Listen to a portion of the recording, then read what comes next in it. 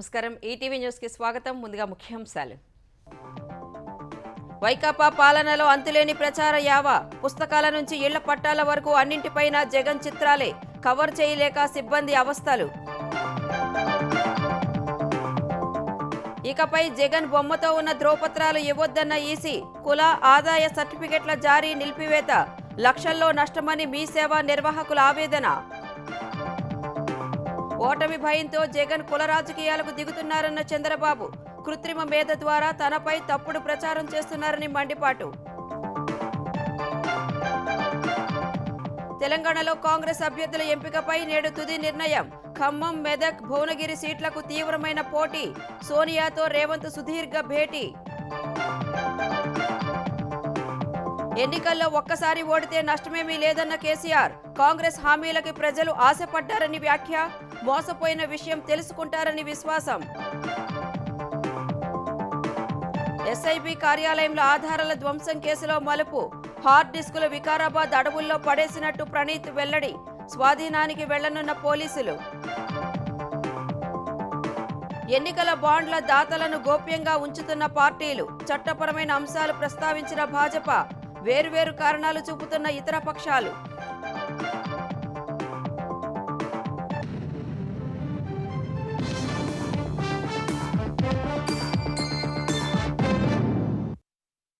కొందరు చేసే పనుల్లో తనదైన ముద్ర వేయాలనుకుంటారు. మరికొందరు ఎవరో చేసిన పనికి తన ముద్ర వేసుకోవాలనుకుంటారు. సీఎం జగన్ ఇందులో రెండో రకం. ఎప్పుడో కట్టిన ప్రభుత్వ భవనాలకు వైకాపా రంగులేసుకుని తన ప్రచార యావ తీర్చుకున్న జగన్ చివరకు పిల్లలకు ఇచ్చే చిక్కీలు, పుస్తకాల బ్యాగులు, బాలింతలకిచ్చే పౌష్టికాహార ప్యాకెట్ల వంటి వాటిని వదల్లేదు. అన్నింటిపైన తమ బొమ్మ అచ్చు వేయించుకున్నారు. ఎన్నికల కోడ్ అమల్లోకి వచ్చిన వేళ జగన్ అడ్డగోలు ప్రచారాన్ని కట్టడి చేయడం ఉద్యోగులకు పనిభారంగా, ప్రభుత్వానికి అదనపు ఖర్చుగా మారింది. ఇది గుంటూరు జిల్లా చిన్నపలకలూరు అంగన్వాడీ కేంద్రం సిబ్బందికి జగనన్న ప్రచార పిచ్చి తెచ్చిన పాట్లు.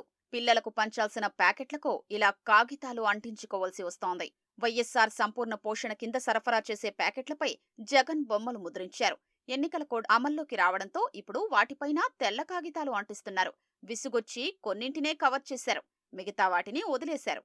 ఇవే కాదు, మధ్యాహ్న భోజనంలో భాగంగా పిల్లలకిచ్చే చిక్కీల కవర్లపైన జగన్ ఫోటో ఉంది. ఇప్పటికే చాలా బడులకు 15 రోజులకు సరిపడా పంపిణీ చేశారు. పిల్లలకు అందిస్తున్న కోడిగుడ్లపైన జగనన్న గోరుముద్ద అని స్టాంపులు వేశారు. ఇప్పుడు అవి బడుల్లో ఉన్నాయి. వాటన్నింటినీ ఏం చేస్తారో తెలియని పరిస్థితి.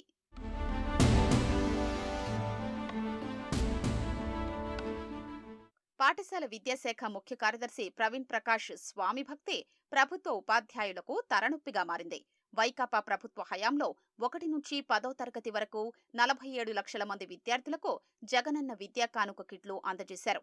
గతంలో ఎన్నడూ లేని విధంగా ఈ ఏడాది నోటు పుస్తకాలపై సీఎం జగన్ ఫోటో ముద్రణకు ఆదేశించారు.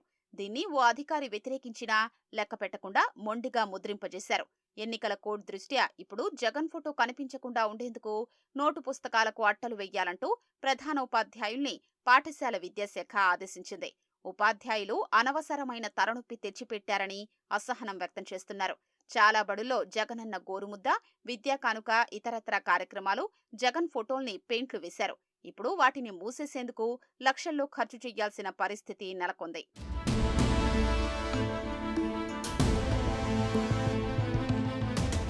ఇక విద్యార్థులకు ఇచ్చిన బెల్టు, బ్యాగులపైన జగనన్న విద్యా కానుక అని రాయించారు. మరి వాటినేం చేద్దాం అని ఉపాధ్యాయులు అడిగితే బెల్టులు ధరించకుండా చూడాలని సమాధానమిస్తున్నారు. బ్యాగులపైన జగనన్న పేరు అచ్చేయించారు. దాన్ని ఎలా కవర్ చేయించాలో ఉపాధ్యాయులకు అర్థం కావటం లేదు. బైజూస్ కంటెంట్తో విద్యార్థులకు ఇచ్చిన ట్యాబులపైన వేసిన స్టిక్కర్లను తొలగించాలా లేదా అనే దానిపైన స్పష్టత లేదు.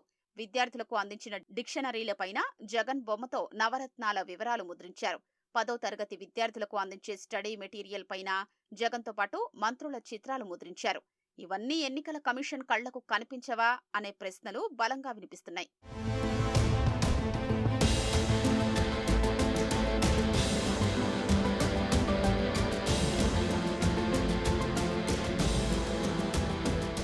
మహిళా శిశు సంక్షేమ శాఖ పరిధిలో టేక్ హోం రేషన్ కింద ప్రతి నెల గర్భిణులు, బాలింతలు, చిన్నారులకు బెల్లం పొడి, రాగిపిండి, బియ్యం సంచులతో కూడిన పౌష్టికాహార ప్యాకెట్లు అందిస్తున్నారు.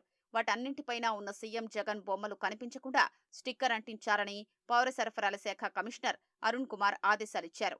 అసలే అప్పుల్లో కూరుకున్న పౌర సరఫరాల సంస్థకు ఇప్పుడు మళ్లీ అదనపు భారం కానుంది. ఇక రేషన్ పంపిణీ చేసే ఎండియు వాహనాలపైన నవరత్నాలు, జగన్ స్టిక్కర్లను వాహన రంగు దెబ్బతినకుండా కవర్ చేయాలని అధికారులకు సూచించారు.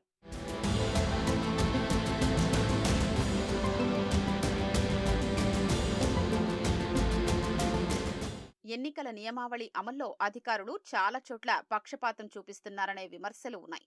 ప్రతిపక్ష పార్టీల నాయకుల ఫ్లెక్సీలు, హోర్డింగులు, ఫోటోల్ని యుద్ధ ప్రాతిపదికన తొలగించిన యంత్రాంగం జగన్ ఫోటోతో ఉన్న సిద్ధం పోస్టర్లు చాలా వరకు తొలగించలేదు. గుంటూరు జిల్లా పేరేచెర్ల సచివాలయం 4, మందపాడు సచివాలయాల మీద సీఎం జగన్ బొమ్మలు అలాగే ఉన్నాయి. మేడికొంటూరు రైతు భరోసా కేంద్రానికున్న వైకాపా 3 రంగులు తొలగించలేదు. పెదకూరపాడు నియోజకవర్గం నాగిరెడ్డిపాలెం సచివాలయంలో సీఎం జగన్ చిత్రాలు తొలగించలేదు. ధరణికోట 1వ సచివాలయం కార్యాలయం మీద జగన్ ఫోటో అలాగే ఉంది. గ్రామ, వార్డు సచివాలయాలు, మీ సేవ కేంద్రాల ద్వారా జారీ చేసే వివిధ రకాల ధ్రువపత్రాలపై ముఖ్యమంత్రి జగన్ బొమ్మ, నవరత్నాల లోగో ఉండకూడదని ఎన్నికల సంఘం ఆదేశాలిచ్చింది. వైకాపా ప్రభుత్వం జగనన్న సురక్ష పేరుతో ఉచితంగా ఇచ్చేందుకు భారీగా ధ్రువపత్రాలు ముద్రించింది. ఒక్కో పత్రం ముద్రణకు 50 రూపాయల పైనే ఖర్చు చేసింది. రాష్ట్ర వ్యాప్తంగా 15,004 గ్రామ, వార్డు సచివాలయాల్లో ఒక్కో చోట ఇలాంటి పత్రాలు వందల కొద్దీ ఉన్నాయి. ఇప్పుడు వీటన్నింటినీ పక్కన పెట్టాలని గ్రామ, వార్డు సచివాలయాలకు ఆదేశాలు అందాయి. జగన్ ప్రచార పిచ్చి మీ సేవ నిర్వాహకుల కొంప ముంచింది. రాష్ట్ర వ్యాప్తంగా 30,000 వరకు మీ సేవా కేంద్రాలున్నాయి. వీటి నిర్వాహకులు 3 రూపాయల చొప్పున ప్రభుత్వానికి చెల్లించి జగన్ బొమ్మ ఉన్న ఒక్కో పత్రాన్ని తీసుకున్నారు. ఒక్కో మీ సేవా కేంద్రంలో ఇలాంటివి 1000 నుంచి 2000 వరకు ధ్రువపత్రాలు ఉన్నాయి. ఈసీ ఆదేశాలతో అవన్నీ నిరుపయోగమైనట్లేనని మీ సేవా నిర్వాహకులు వాపోతున్నారు. 2 రోజులుగా కుల ఆదాయ ధృవీకరణ పత్రాలు 1B అడంగల్ కోసం గ్రామ, వార్డు సచివాలయాలు, మీ సేవా కేంద్రాలను చాలా మంది ఆశ్రయిస్తున్నారు. పత్రాలు అందుబాటులో లేక వారిని వెనక్కి పంపిస్తున్నారు. అధికారులు మాత్రం జగన్ బొమ్మ, నవరత్నాల లోగో లేని పత్రాలను జిల్లాలకు పంపినట్లు చెబుతున్నారు.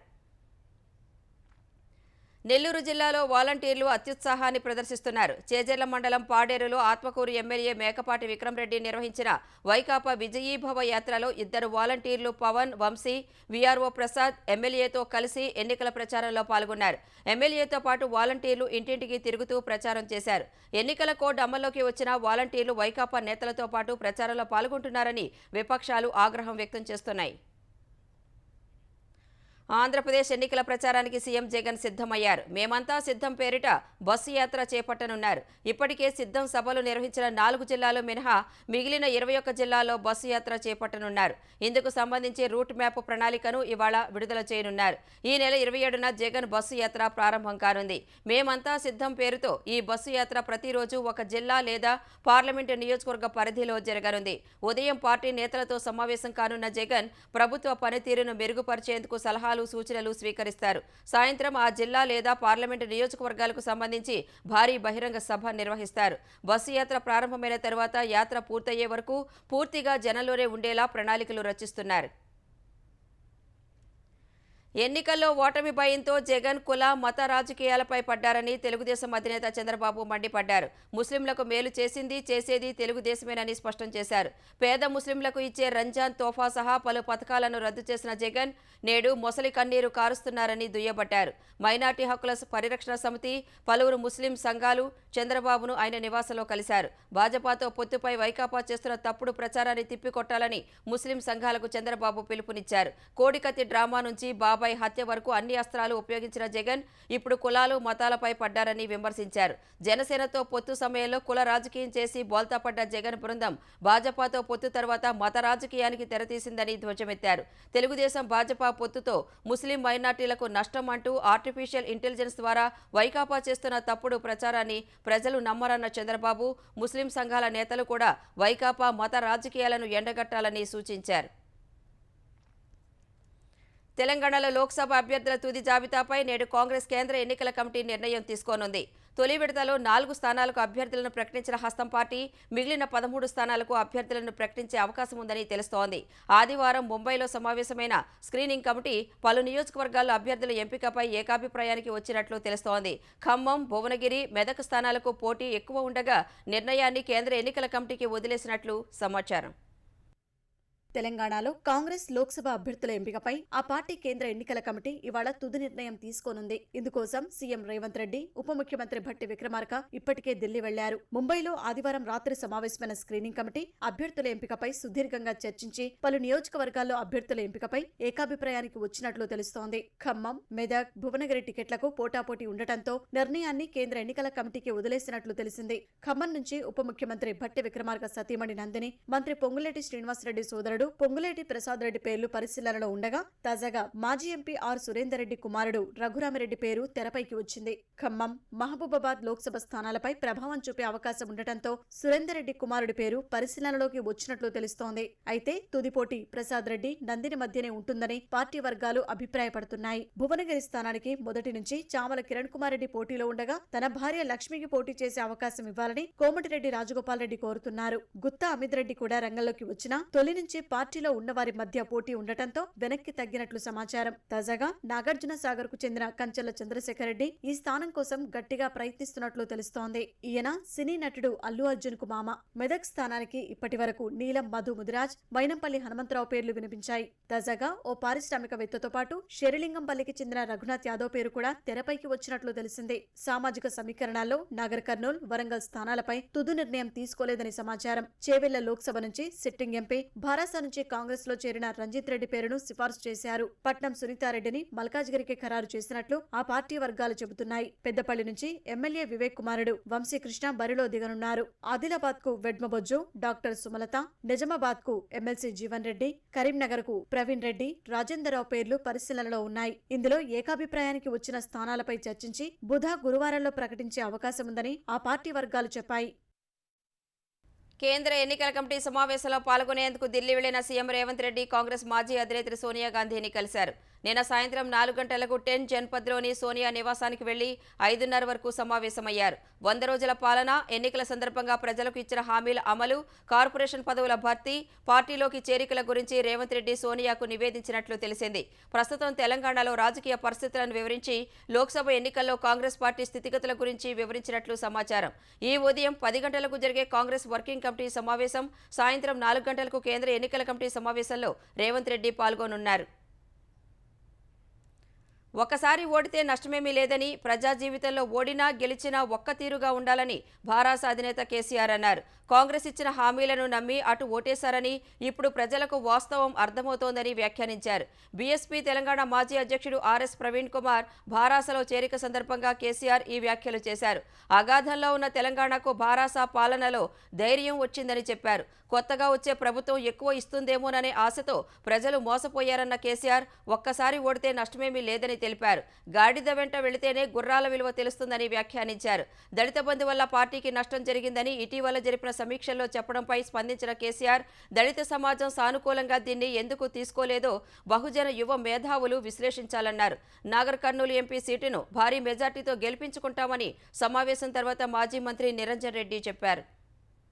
కమ్యూనిస్టుల ఉనికికి ప్రశ్నార్థకంగా ప్రశ్నల పరంపరను కురిపించి కమ్యూనిస్టుల ప్రభావంలో ఉండే ప్రజల్ని సైతం తెలంగాణ వాదాన్ని తీసుకొచ్చినటువంటి ఘనత చేశారు. ఒక అంశాన్ని ఎత్తుకున్నప్పుడు అనేక రకాలుగా ఆ అంశానికి జవాబిచ్చేటువంటి పరిస్థితి లేనప్పుడు లేవనెత్తినటువంటి మనిషి యొక్క వ్యక్తిత్వ హననానికి పాల్పడతారు. ఇది అన్ని సందర్భాల్లో, అన్ని కాలాల్లో కూడా మనం చరిత్ర పుటలలో చూసినాం. దుర్మార్గులు ఏనాటి కూడా శాశ్వతంగా చరిత్రలో నిలవలేదు. తెలంగాణ ఉద్యమంలో కూడా ఈ కుల వ్యతిరేక పోరాటం ఒక భాగమే అనేటువంటి సంగతిని మీరందరూ కూడా గ్రహించాలని చెప్పి నేను మనవి చేస్తాం. కీలకమైన ఆధారాలు ధ్వంసమైన కేసులో అరెస్టైన Telangana special intelligence branch SIB మాజీ డీఎస్పీ ప్రణీత్ కుమార్ అలియాస్ ప్రణీత్ రావు కేసులో పోలీసులు కీలక సమాచారాన్ని సేకరించారు. 2వ రోజు కస్టడీలో భాగంగా ఆయన వద్ద నుంచి ధ్వంసం చేసిన ఆధారాల జాడను అధికారులు కనిపెట్టారు. కార్యాలయంలోని 42 హార్డ్ డిస్క్లను కట్టర్లతో కత్తిరించి వికారాబాద్ అడవిలో పారేశానని ప్రణీత్ ఒప్పుకున్నట్లు తెలుస్తోంది. ప్రణీత్ను వికారాబాద్ తీసుకువెళ్లి హార్డ్ డిస్కులకు సంబంధించిన శకలాలు వెతికి స్వాధీనం చేసుకునేందుకు పోలీసులు ప్రయత్నాలు చేస్తున్నారు. ఇవాళ వికారాబాద్ తీసుకువెళ్లే అవకాశం ఉంది. ప్రణీత్తో కలిసి ఎస్ఐబిలో పనిచేసి ప్రస్తుతం నల్గొండ జిల్లాలో సీఐగా ఉన్న మరో అధికారిని పోలీసులు పిలిపించారు. శాసనసభ ఎన్నికలకు ముందు ప్రణీత్తో కలిసి ఆ సీఐ పనిచేసినట్లు గుర్తించారు. ఎన్నికలు ముగిశాక మళ్లీ నల్గొండలోని ఓ పోలీస్ స్టేషన్కు ఆయన బదిలీ అయ్యారు. ప్రణీత్ కార్యకలాపాల్లో ఆయనకు భాగస్వామ్యం ఉంటుందనే అనుమానంతో ఆయన్ను పిలిపించి విచారించినట్లు సమాచారం. తెలంగాణ హైకోర్టు న్యాయమూర్తులుగా జస్టిస్ సుజయ్ పాల్, జస్టిస్ మౌసమి భట్టాచార్య నియమితులయ్యారు. ప్రస్తుతం మధ్యప్రదేశ్, కోల్కతా హైకోర్టుల్లో సేవలు అందిస్తున్న వీరిని తెలంగాణకు బదిలీ చేయాలని సుప్రీంకోర్టు కొలీజియం ఫిబ్రవరి 13న చేసిన సిఫార్సులను రాష్ట్రపతి ద్రౌపది ముర్ము ఆమోదించారు. ఈ మేరకు కేంద్ర న్యాయశాఖ సోమవారం ఉత్తర్వులు జారీ చేసింది. తన కుమారుడు మధ్యప్రదేశ్లో హైకోర్టులో న్యాయవాదిగా ప్రాక్టీసు చేస్తున్నందున తనను ఇతర హైకోర్టుకు బదిలీ చేయాలని జస్టిస్ సుజయ్ పాల్ చేసుకున్న విజ్ఞప్తి మేరకు ఆయన్ను తెలంగాణ హైకోర్టుకు బదిలీ చేశారు. వ్యక్తిగత కారణాల రీత్యా తనను వేరే హైకోర్టుకు బదిలీ చేయాలన్న జస్టిస్ భట్టాచార్య విజ్ఞప్తిని కూడా పరిగణలోకి తీసుకుని సుప్రీంకోర్టు కొలీజియం ఈ సిఫార్సులు చేసింది. ఎన్నికల కోడ్ దృష్ట్యా హైదరాబాద్ ప్రజాభవన్లో ప్రజావాణి కార్యక్రమాన్ని తాత్కాలికంగా రద్దు చేస్తున్నట్లు తెలంగాణ ప్రభుత్వం ప్రకటించింది. ప్రజాభవన్లో ప్రతి మంగళ, శుక్రవారాల్లో నిర్వహించే ప్రజావాణిని తాత్కాలికంగా నిలిపివేసినట్లు నోడల్ అధికారి దివ్య తెలిపారు. ఎన్నికలు పూర్తయ్యాక జూన్ 7న ప్రజావాణి తిరిగి ప్రారంభమవుతుందని ఆమె పేర్కొన్నారు. ఎన్నికల కోడ్ అమల్లోకి రావడానికి ఒక్కరోజు ముందు ప్రభుత్వ జూనియర్ కళాశాలల్లో 197 మంది లెక్చరర్లకు ప్రిన్సిపల్గా పదోన్నతి కల్పిస్తూ ఇంటర్ విద్యా కమిషనర్ జారీ చేసిన ప్రొసీడింగ్స్ను ఆంధ్రప్రదేశ్ హైకోర్టు సస్పెండ్ చేసింది. ప్రిన్సిపల్ పోస్టుల పదోన్నతిలో లైబ్రరీ సైన్స్ చేసిన జూనియర్ లెక్చరర్లను పరిగణలోకి తీసుకోకపోవడాన్ని ప్రాథమికంగా తప్పుపట్టింది. వారిని పరిగణలోకి తీసుకోకపోవడం 2021లో ప్రభుత్వం జారీ చేసిన జీవో 76కి విరుద్ధమని తెలిపింది. పూర్తి వివరాలతో కౌంటర్ వేయాలని ప్రతివాదులను ఆదేశించింది. విద్యాశాఖ ముఖ్య కార్యదర్శి, ఇంటర్ విద్యా కమిషనర్, సాధారణ పరిపాలనా శాఖ సిఎస్కు నోటీసులు జారీ చేసింది. ప్రిన్సిపల్ పదోన్నతిలో తమను పరిగణలోకి తీసుకోకపోవడం, వివిధ జూనియర్ లెక్చరర్లకు ప్రిన్సిపల్గా పదోన్నతి కల్పిస్తూ ఈ నెల 15న జారీ చేసిన ప్రొసీడింగ్స్ను సవాలు చేస్తూ హైకోర్టులో పిటిషన్లు దాఖలయ్యాయి. హైకోర్టు గతంలో ఇచ్చిన తీర్పునకు విరుద్ధంగా పదోన్నతి కల్పించారని వారి తరపు న్యాయవాది వాదనలు వినిపించారు. లైబ్రరీ సైన్స్ చేసిన పిటిషనర్లను పరిగణలోకి తీసుకోలేదన్నారు. ఈ వాదనలను పరిగణలోకి తీసుకున్న న్యాయమూర్తి 197 మందికి ప్రిన్సిపల్గా పదోన్నతి కల్పిస్తూ ప్రభుత్వం జారీ చేసిన ప్రొసీడింగ్స్ను సస్పెండ్ చేశారు. తదుపరి విచారణను వారం రోజులకు వాయిదా వేశారు. ఆంధ్రప్రదేశ్లో మే 13న ఎన్నికలు ముగిశాక సాధ్యమైనంత త్వరగా ఓట్ల లెక్కింపు చేపట్టాలని కోరుతూ ప్రజాశాంతి పార్టీ అధ్యక్షుడు కేఏ పాల్ దాఖలు చేసిన పిటిషన్పై హైకోర్టు విచారణ జరిపింది. పాల్ వినతిపై నిర్ణయం తీసుకుని తగిన ఉత్తర్వులు జారీ చేయాలని కేంద్ర ఎన్నికల సంఘం రాష్ట్ర ఎన్నికల ప్రధాన అధికారిని ఆదేశించింది. ఈ కేసులో నేరుగా వాదనలు వినిపించిన కేఏ పాల్ ఏపీలో ఎన్నికలకు ఓట్ల లెక్కింపునకు మధ్య 21 రోజుల గడువు ఉందన్నారు. ఈ మధ్యలో ఈవీఎంల ట్యాంపరింగ్కు అవకాశం ఉందన్నారు. గతంలో 4000 ఈవీఎంలను మార్చేశారు ఆరోపణలు వచ్చాయని కోర్టు దృష్టికి తెచ్చారు. ఈ అంశంపై పోలీస్ కేసులు కూడా నమోదయ్యాయన్నారు. ఈ వాదనలను పరిగణలోకి తీసుకున్న ధర్మాసనం ప్రజాహితాన్ని దృష్టిలో పెట్టుకుని పిటిషనర్ పోరాడుతున్నారని తెలిపింది. కేఏ పాల్ వినతిపై తగు నిర్ణయం తీసుకోవాలని కేంద్ర ఎన్నికల సంఘం రాష్ట్ర ప్రధాన ఎన్నికల అధికారిని ఆదేశించింది. జార్ఖండ్ నుంచి వర్షా మీదుగా ఉత్తర కోస్తాంధ్ర వరకు ద్రోణి కొనసాగుతోందని, ద్రోణి ప్రభావంతో కోస్తాంధ్రలో బుధవారం వర్షాలు పడే అవకాశం ఉందని ఏపీ విపత్తుల నిర్వహణ సంస్థ వెల్లడించింది. అల్లూరి, కోనసీమ, తూర్పుగోదావరి, ఏలూరు, కృష్ణా, గుంటూరు, బాపట్ల, పల్నాడు, ప్రకాశం జిల్లాల్లో పిడుగులతో కూడిన మోస్తరు వర్షాలు పడే అవకాశం ఉందని తెలిపింది. ఉత్తరాంధ్ర జిల్లాలో అక్కడక్కడ తేలికపాటి నుంచి మోస్తరు వర్షాలు పడే అవకాశం ఉన్నట్లు అంచనా వేసింది. రైతులు వ్యవసాయ పనుల్లో జాగ్రత్తలు తీసుకోవాలని, ప్రజలు అప్రమత్తంగా ఉండాలని సూచించింది. యాదాద్రి శ్రీ లక్ష్మీ నరసింహస్వామి బ్రహ్మోత్సవాల్లో భాగంగా స్వామివారి కళ్యాణం కన్నుల పండుగగా జరిగింది. సోమవారం రాత్రి 8:45 ప్రారంభమైన కళ్యాణ మహోత్సవం సుమారు 2.5 గంటల పాటు జరిగింది. ఈ మహోత్సవంలో మంత్రులు తుమ్మల నాగేశ్వరరావు, కోమటిరెడ్డి వెంకటరెడ్డి, ప్రభుత్వ విప్ బిర్లా ఐలయ్య కుటుంబ సమేతంగా పాల్గొన్నారు. ప్రభుత్వం తరపున మంత్రులు పట్టు వస్త్రాలు, ముత్యాల తలంబ్రాలు సమర్పించారు. స్వామివారి కళ్యాణాన్ని చూడటానికి భక్తులు పెద్ద సంఖ్యలో తరలివచ్చారు. కళ్యాణాన్ని భక్తులు వీక్షించేందుకు ఆలయ పరిసరాలు ఎల్ఈడీ స్క్రీన్లు ఏర్పాటు చేశారు. ఆలయ పరిసరాలు వివిధ రకాల పూలు, విద్యుత్ దీపాలతో ప్రత్యేకంగా అలంకరించారు.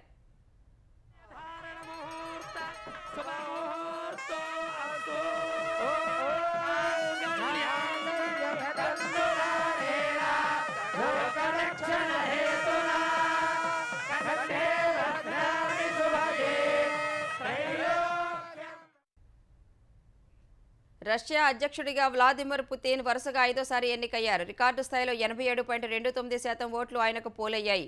ఈ మేరకు రష్యా ఎన్నికల సంఘం అధికారిక ప్రకటన వెలువరించింది. 7.6 కోట్ల మంది పుతిన్కు ఓటు వేశారని, ఇంతవరకు ఇన్ని ఎక్కువ ఓట్లు రావటం ఇదే తొలిసారని తెలిపింది. తనపై ఉన్న విశ్వాసానికి ఈ ఫలితాలే నిదర్శనమని పుతిన్ పేర్కొన్నారు. మనం ఐక్యంగా ఉంటే ఎవరూ మనతో పోరాడలేరని రష్యన్లను ఉద్దేశించి ఎన్నికల అనంతరం వ్యాఖ్యానించారు. ప్రత్యర్థులు గతంలోనూ విఫలమయ్యారని, ఇకపైన వారి గతి అంతేనని పేర్కొన్నారు. అటు పుతిన్కు ప్రధాని నరేంద్ర మోదీతో పాటు చైనా అధ్యక్షుడు జిన్పింగ్, ఉత్తర కొరియా అధినేత కిమ్ జోంగ్ ఉన్ అభినందనలు తెలిపారు. కాల పరీక్షను తట్టుకుని నిలిచిన భారత్ రష్యా బంధం మరింత బలపడుతుందని మోదీ ఆశాభావం వ్యక్తం చేశారు. పాశ్చాత్య దేశాలు మాత్రం ఈ ఎన్నికలు ఒక మిథ్యగా కొట్టిపారేశాయి. తాజా ఎన్నికతో మరో 6 ఏళ్లు రష్యా అధినేతగా పుతిన్ కొనసాగనున్నారు. అంతకుముందు 2000 నుంచి 2008 వరకు 8 ఏళ్లు రష్యా అధ్యక్షుడిగా పుతిన్ పనిచేశారు. ఎన్నికల బాండ్ల రూపంలో తమకు ఎవరెవరు విరాళం ఇచ్చారనే విషయాన్ని కొన్ని పార్టీలు కేంద్ర ఎన్నికల సంఘంతో పంచుకుంటే, భాజపా సహా మరికొన్ని పార్టీలు మాత్రం రకరకాల కారణాలు చెప్పి దాతల పేర్లను గోప్యంగా ఉంచాయి. చట్టపరమైన కారణాలను పేర్కొంటూ దాతల వివరాలు వెల్లడించేందుకు భాజపా నిరాకరించింది. ఇందుకు ప్రజా ప్రాతినిధ్య చట్టం 1951, ఆదాయపు పన్ను చట్టాలకు జరిగిన సవరణలను ప్రస్తావించింది. పార్టీలకు విరాళాలిచ్చే దాతలను రక్షించే ఉద్దేశంతో ఎన్నికల బాండ్ల పథకం ప్రవేశపెట్టినందున వివరాలను వెల్లడించలేమని ఈసీ రాసిన లేఖలో పేర్కొంది. తమ పార్టీ కార్యాలయానికి చాలా మంది ఎన్నికల బాండ్లు పంపారని తృణమూల్ కాంగ్రెస్ తెలిపింది. పార్టీని అభిమానించే వ్యక్తులు కూడా బాండ్లు కొనుగోలు చేసి తమకు సమర్పించారని పేర్కొంది. వారు తమ వివరాలను గోప్యంగా ఉంచాలని కోరారని, అందువల్ల వెల్లడించలేమని తెలిపింది. సమాజ్వాదీ పార్టీ 10 లక్షల బాండ్ల వివరాలను తెలిపింది. కోటి విలువ చేసే 10 బాండ్ల వివరాలను మాత్రం బహిర్గతం చేయలేదు. ఆ బాండ్లు పోస్టు ద్వారా వచ్చాయని, వాటిపై పేర్లు లేవని తెలిపింది.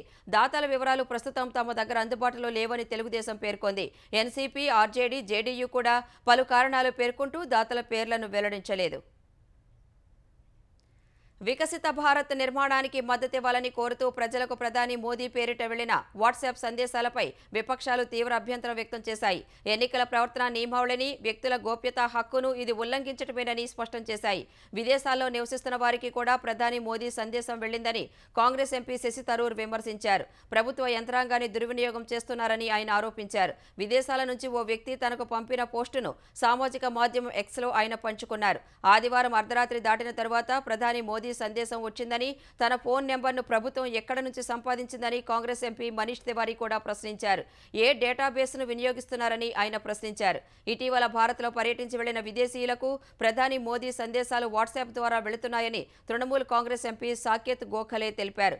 ఈ వ్యవహారంపై కేంద్ర మంత్రి అశ్విని వైష్ణవ్ సమాధానం చెప్పాలని ఆయన డిమాండ్ చేశారు. ప్రధాని మోదీ వాట్సాప్ సందేశాలపై చర్యలు తీసుకోవాలని ఈసీని విపక్షాలు కోరాయి. హిమాచల్ ప్రదేశ్లో కాంగ్రెస్ పార్టీ విప్పును ధిక్కరించి అనర్హత వేటుకు గురైన 6 తిరుగుబాటు ఎమ్మెల్యేలకు సుప్రీంకోర్టులోనూ ఊరట లభించలేదు. వారిని అనర్హులుగా ప్రకటిస్తూ స్పీకర్ తీసుకున్న నిర్ణయాన్ని నిలుపుదల చేస్తూ ఉత్తర్వులు ఇచ్చేందుకు సుప్రీంకోర్టు నిరాకరించింది. అయితే ఈ వ్యవహారంలో సభాపతి కుల్దీప్ సింగ్ పఠానియా కార్యాలయానికి నోటీసులు జారీ చేసింది. 4 వారాల్లోగా సమాధానం ఇవ్వాలని ఆదేశించింది. తాము ప్రాతినిధ్యం వహించిన అసెంబ్లీ నియోజకవర్గాలకు ఉప ఎన్నికలు నిర్వహించేందుకు ఎన్నికల సంఘం నోటిఫికేషన్ ఇచ్చిందని పిటిషనర్లు సుప్రీంకోర్టుకు తెలియజేయగా ఆ అంశాన్ని పరిశీలించాల్సిన అవసరం ఉందని తెలిపింది. అనర్హత వేటును నిలిపివేసేందుకు మాత్రం నిరాకరించింది. అసెంబ్లీ కార్యకలాపాల్లో పాల్గొనడానికి వీల్లేదని స్పష్టం చేసింది. తదుపరి విచారణను మే 6వ తేదీకి వాయిదా వేసింది. అనర్హత వేటు కారణంగా ఖాళీ అయిన 6 స్థానాలకు నామినేషన్ల ప్రక్రియ మే 7న ప్రారంభం కానుంది.